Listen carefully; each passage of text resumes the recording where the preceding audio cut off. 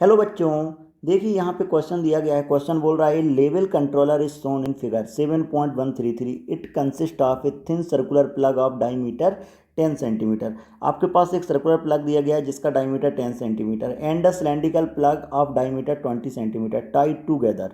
एक सिलेंड्रिकल है और एक आपके पास दिया गया है circular plug with a light rigid rod of length 10 centimetre. Light rigid rod का लेंथ कितना दिया है? 10 centimetre. The plug fit in smooth in a drain hole at bottom of the tank. देखिए यहाँ पर इसको प्लग को यहाँ पे क्या किया गया, फिट किया गया है, जो आपको डायग्राम में क्लियर दिख रहा है। Open into atmosphere. अब एटमॉस्फेयर में ये क्या है आपके पास? ओपन है। As water fill up the level reaches the height H. अगर मैंने एच हाइट तक वाटर भर दिया, द प्लग ओपन, उसके बाद मैंने प्लग को ओपन किया। Find H, determine the level of the water in the tank when the plug close again.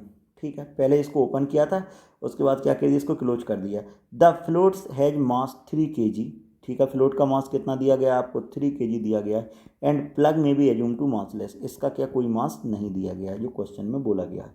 Clear है? अब देखो जरा, अब इसके लिए मैं अलग अलग सिचुएशन में डायग्राम बनाता हूँ। सबसे पहले मैंने बोला प्लग को जब मैंने क्या किया है, प्लग विल ओपन। ठीक है, plug will open when float is lifted upward due to buoyant force. किसके कारण है ऊपर आ रहा है? buoyant फोर्स के कारण अपवर्ड डायरेक्शन में आ रहा है। देख लेते हैं। तो जैसे ही ऊपर की तरफ आएगा, ऊपर की तरफ आएगा तो यहाँ कहीं मैंने मान लिया ये क्या है? वाटर लेवल है। सपोज इस केस में आपका जो हाइट है वो कितना मान लिया मैंने? H dash. क्लियर है? तो मैं क्या लिख सकता हूँ यहाँ पे? फोर्स को बैलेंस करता हूँ। फोर्स बैलेंसिंग का कंसेप्ट जैसे मैंने लगाया, अब जैसे भी मैं फोर्स बैलेंसिंग का कंसेप्ट लगाया तो क्या लिख सकता हूँ? Rho H dash into pi into 0.1 का स्क्वायर इंटू जी। ये किसको बैलेंस करेगा? 3g को बैलेंस करेगा, क्योंकि इसका मास क्या दिया गया है? 3g दिया है।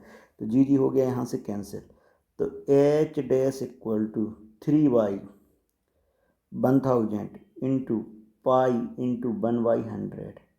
क्लियर? जैसे मैंने इसको सॉल्व किया तो मेरे पास आ गया 3/10 पाई। क्लियर है?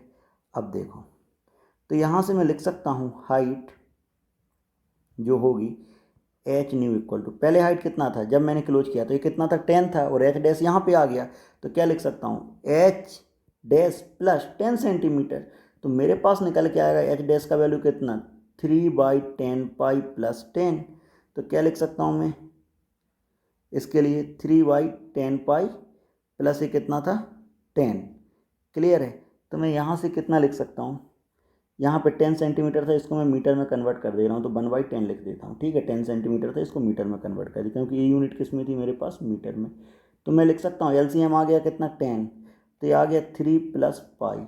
तो मेरे पास जो न्यू हाइट है वो मेरे पास निकल के आएगी 3 प्लस पाई बाई 10 पाई। ठीक है, hope you understand the solution. Thank you.